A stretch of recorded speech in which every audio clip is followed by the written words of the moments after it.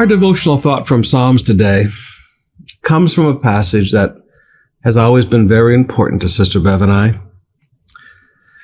January 30th, 1980, we landed in the Philippines. Around end of May, first part of June, I guess it was, we were asked to be the pastors of COP. I was 23, Sister Bev was 22, and we went to prayer and asked the Lord what he wanted. And he gave us a series of verses. One of the primary passages that the Lord spoke to me was this passage in our devotional reading today. Psalms 18, beginning with verse 31. For who is God except the Lord? Who but our God is a solid rock? God arms me with strength and makes my way perfect. He makes me as sure-footed as a deer, enabling me to stand on the mountain heights. He trains my hands for battle. He strengthens my arm to bend a bow of bronze. You have given me your shield of victory. Your right hand supports me. Your help has made me great. You have made a wide path for my feet to keep them from slipping. Now, sometimes in the church today, we forget where we came from. When I first became your pastor almost 42 years ago now, the church had just been through the Supreme Court 3 times. The last decision was still waiting to be written. The battles were over, but everything wasn't finished. We had a denomination that wanted to sell the church property. In fact, had already signed contracts with the hospital across the street. I've seen the signed contracts. Nobody cared about the people. They just wanted to sell the buildings and disband the congregation. And God spoke to me to look out for the welfare of this people.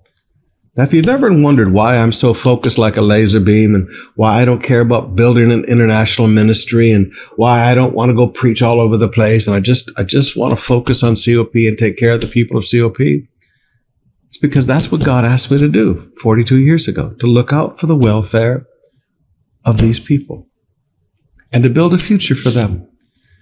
Now, it was kind of scary because the church had been through the Supreme Court 3 times. The pastor had lost hearing in one ear because he'd been hit with a lead sap. The pastor's wife had had her dress ripped off. I mean, it was some pretty wild days. You know, in the first few months of being the pastor, some lady tried to slap my wife in a ladies' meeting one day. And I mean, deportation cases came like crazy. But I was a young man and God had given me a promise. God had said he would arm me with strength. He would make my ways perfect. He would make me as sure-footed as a deer, enabling me to stand on mountain heights. He would train my hands for battle. He would strengthen my arm to draw a bronze bow. He had given me the shield of victory. His right hand would support me. His help had made me great.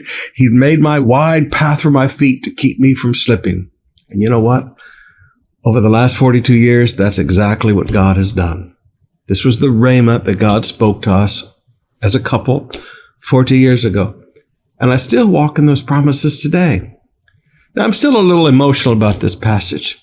When I was reading it the other day, and I was just thanking God for what he'd done for 40 years. 23-year-old kid who didn't know how to do anything. God helped me for the sake of his people. And then God began to speak to me and said, today, I renew this promise for you. I renew the promise I made to you. And I just sat for the next hour or so in my office at the house and just enjoyed the presence. COP, we've got some great days ahead. We're nowhere near finished. It's like I've lived my whole life. We worked together all of our lives to get to the place where we are today.